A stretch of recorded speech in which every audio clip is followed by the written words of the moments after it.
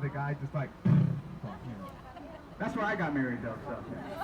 Yeah. And then take a look right here. You see this little island right here to your right? That's where I got divorced. And no, I'm kidding. This is called Old Mills Crossing. This used to be the shallowest section of the San Antonio River. And the settlers would come up here with their horse and wagons and they'd let it sit in the water for a couple of reasons. The first reason is just so the horse could cool down and get something to drink. The second reason is back then with the wooden wagons and the wooden wheels, you also had those wooden spokes. And the only way to tighten up those wooden spokes back then is you had to let it sit in the water so it would soak it up and then expand.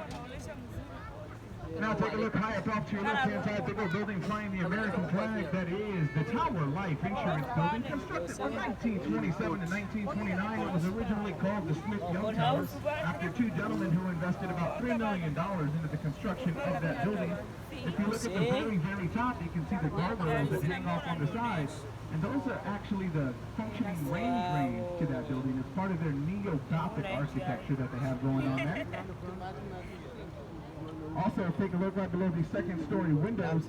You'll see this beam of ugly faces that run along the whole side of that building right there. Those are called grotesques, and those are placed there as a superstition to ward off bad business and bad spirits.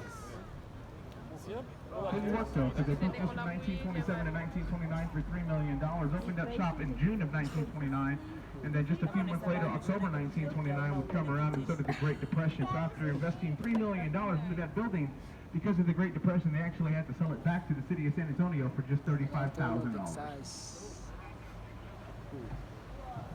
Now, right here to your right-hand side,